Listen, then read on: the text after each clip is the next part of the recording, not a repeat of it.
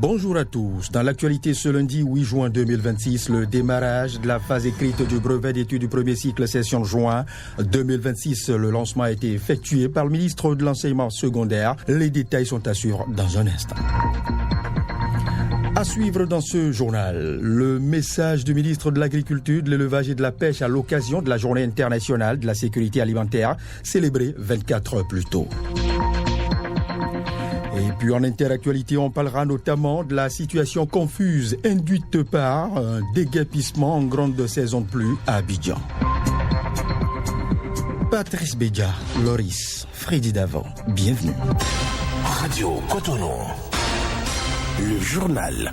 Et vous faites bien de le préférer sur la 94.3 Radio Cotonou. Le collège catholique Saint-Jean-Baptiste de Cotonou a servi de cadre au lancement officiel de l'examen du brevet d'études du premier cycle session de juin 2026. Accompagné d'une forte délégation, le ministre de l'enseignement secondaire Clément Couchadé a salué la présence massive des filles qui entrent en droite ligne des objectifs du gouvernement. Je vous invite à le suivre. Nous avions eu pratiquement tous les enfants en salle. On ne nous a pas parlé donc d'un cas de retard. C'est déjà très heureux que ça ait commencé de cette manière. Et j'imagine que ce soit pareil sur toute l'étendue du territoire. Le premier constat au niveau de ce centre, c'est qu'on a déjà plus de filles que de garçons. Ça suppose que ça se normalise au niveau du genre. C'est ce que le gouvernement de la République du Bénin souhaite. Je constate également que les étudiants sont présents en salle et qu'il n'y a pas eu de problème spécifique au niveau des épreuves. Nous avons pu dire que c'est la communication écrite, à moins d'un cataclysme. Je pense que ça se passe très bien. Il y a tellement de méthodes de tricherie, tellement de méthodes de fraude qu'il fallait suivre les tests strictement. Donc nous avions insisté sur ça pour que les enfants ne se démêlent pas et qu'ils restent vraiment dans le strict minimum qu'ils ont eu en classe et qu'ils ne cherchent pas à voir ailleurs. Le préfet du littoral, Gilbert Déou, apprécie l'organisation de l'examen. Par rapport à l'organisation, tout ce que nous avons constaté est très bien fait. Tout a démarré comme prévu. Dans les salles, les enfants sont sereins, calmes, disciplinés. Et nous pensons que la chance les accompagne tous. Je crois que le gouvernement a pris toutes les dispositions pour toutes les spécificités. Donc il n'y a pas à paniquer ou à stresser. Arlette Bello-Saïzonou, deuxième autorité de la municipalité de Cotonou, a donné ses impressions. Elle est au micro de Toussaint Adankon. C'est une fierté pour moi d'avoir toutes les autorités, monsieur le ministre, monsieur le préfet, tous de nouveau, qui nous accompagnent et qui se mettent au charbon de la première épreuve du collège. Je crois que la sérénité doit être de mise. Quand on est serein, je peux dire même que les idées viennent. Et j'ai eu une grande satisfaction aujourd'hui quand j'ai lu dans le visage des candidats, d'abord leur jeune âge, ensuite le calme, la sérénité, qui augure quand même un bon déroulement de l'examen. C'était à l'instant Arlette Bello-Saïzonou, première adjointe au maire de la municipalité de Cotonou, qui était au micro de Toussaint Adankon. On y reste. Et tel que vous venez de vous en convaincre à l'entame de cette édition d'information, les épreuves écrites du brevet d'études du premier cycle session de juin 2026 se déroulent convenablement sur toute l'étendue du territoire national. À la veille de l'examen, bien évidemment, le ministre de l'enseignement secondaire, Adeyemi Clément Couchadé, a adressé un message aux différents acteurs du système éducatif. Il a d'abord salué l'engagement et l'accompagnement des enseignants, des parents d'élèves, ainsi que l'ensemble des acteurs impliqués dans la réussite des candidats. À l'orée du démarrage des épreuves écrites du brevet d'études du premier cycle, session de juin 2026, il me plaît d'adresser à toute la communauté éducative et particulièrement à nos apprenants un message de confiance, d'encouragement et d'espérance.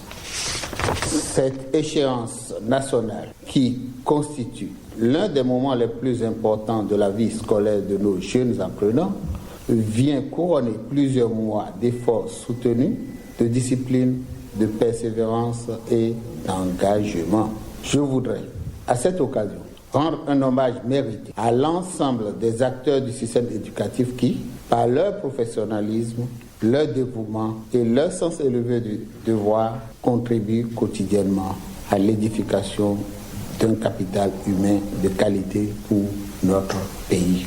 J'associe à ces remerciements les parents d'élèves dont les sacrifices, l'accompagnement constant et les efforts consentis pour assurer l'encadrement et le bien-être de leurs enfants demeurent une contribution essentielle à la réussite de notre mission éducative commune.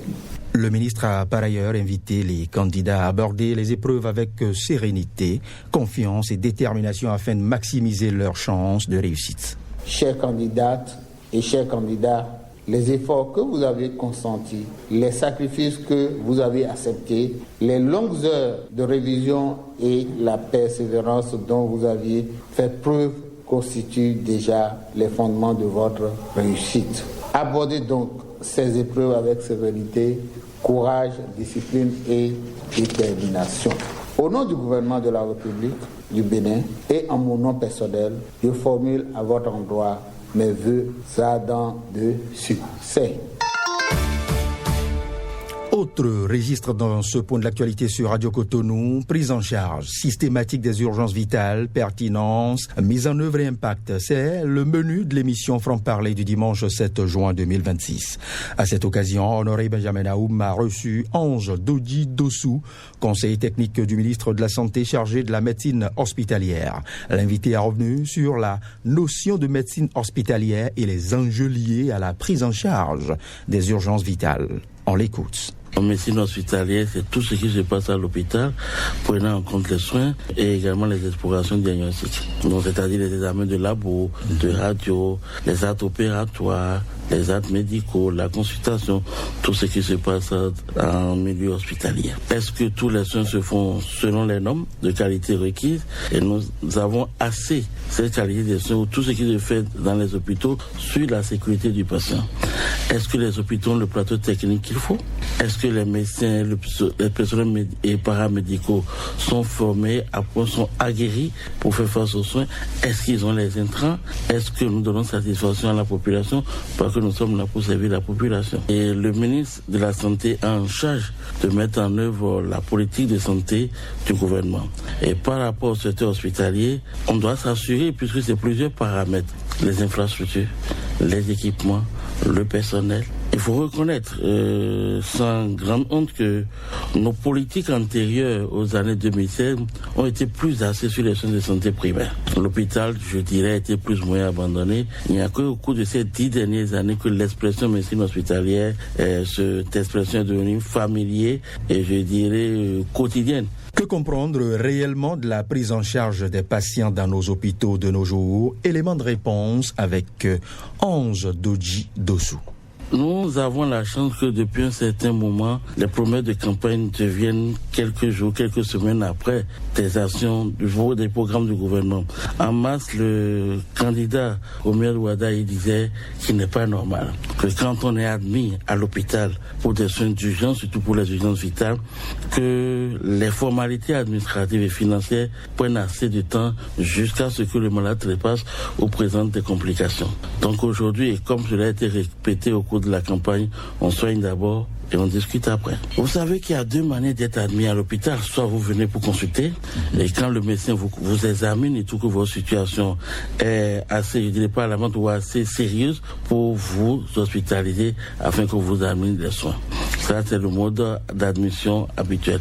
Mais on peut venir également en situation d'urgence parce que soit de la maladie vous a pris du coup ou parce qu'on a négligé et cela commence par peser sur votre vie. Donc cela entame ce qu'on appelle le pronostic vital.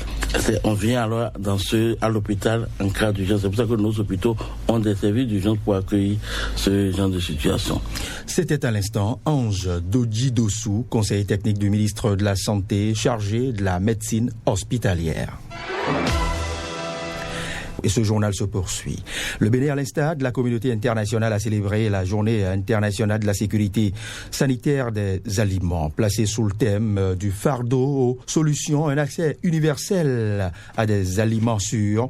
Cette 8e édition est l'occasion de rappeler toutes les actions menées par le gouvernement du Bénin dans ce sens. Suivez à propos Madame Lafia Mora qui délivrait le message du ministre de l'Agriculture à l'occasion de la journée internationale de la sécurité sanitaire des aliments, JSI2SA. Les maladies d'origine alimentaire peuvent toucher tout le monde et partout. Avoir conscience de l'ampleur de leur fardeau permet aux autorités nationales et aux dirigeants d'entreprises d'agir de façon ciblée. Des données fiables sur le fardeau que génèrent les aliments insalubres pour la santé constituent les fondations de politique, d'une action multisectorielle coordonnée et de choix des consommateurs éclairés par des données probantes. Au niveau national, les efforts déployés par le gouvernement du Bénin depuis 2016 ont permis de rendre disponibles des données de contamination des aliments à travers l'élaboration et la mise en œuvre des plans de surveillance et de contrôle des contaminants dans les aliments d'une part et des données sur les maladies d'origine alimentaire d'autre part sur toute l'étendue du territoire national. Ces données servent de base pour l'élaboration des stratégies publiques, des normes et réglementations en matière de sécurité sanitaire des aliments et de préservation de la santé des consommateurs. Malgré ces efforts, il reste encore des défis liés à la production et à l'utilisation des données sur les maladies d'origine alimentaire. À ce sujet, le ministère de l'Agriculture, de l'Élevage et de la Pêche va poursuivre ses efforts aux côtés des autres parties prenantes sur la sécurité sanitaire des aliments pour rendre sa contribution plus efficace de manière à créer davantage de synergie entre les mécanismes de production de données de consommation des aliments et ceux relatifs aux données sur les maladies d'origine alimentaire, de rassurer les consommateurs sur la sécurité sanitaire de leurs aliments et de gérer les nouveaux risques. Béninoises et Béninois, chers compatriotes, un engagement durable soutenu par des données scientifiques solides peut aider à réduire le fardeau des maladies d'origine alimentaire grâce à des solutions concrètes. Et ce journal va devoir se poursuivre, mais cette fois-ci au-delà des frontières du Bénin.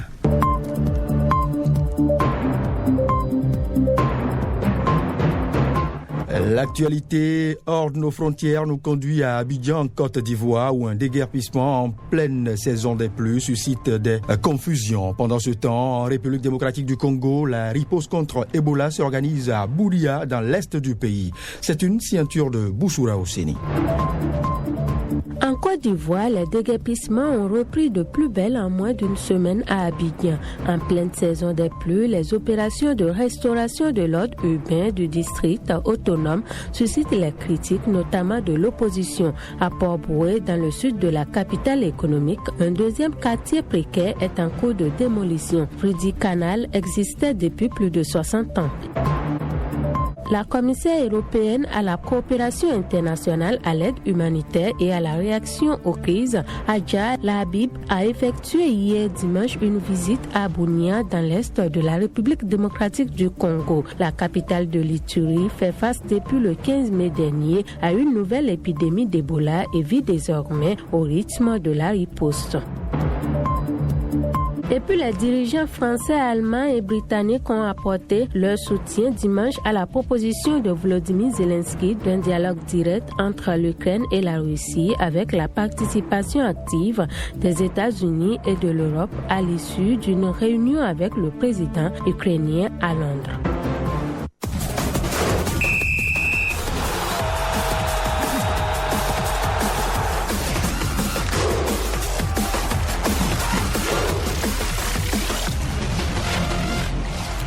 Nous changeons à nouveau de discipline dans ce journal. C'est le moment choisi pour recevoir Dikorel Seanzou qui aura abordé la 32e journée de la Celtics Ligue Pro du Bénin. Une lutte à 2, nous dira-t-il, pour le titre et à 3 pour la deuxième place. Bonjour Dikorel. Oui, bonjour Freddy Loris. D'abord, bonjour à tous. Et c'est effectif, la lutte pour le titre se joue à 2 entre l'AS Obemap et Coton Football Club de Ouida. Seulement 3 points séparent ces deux équipes, Somap d'Avrancourt et puis Coton de Ouida est pour la deuxième place.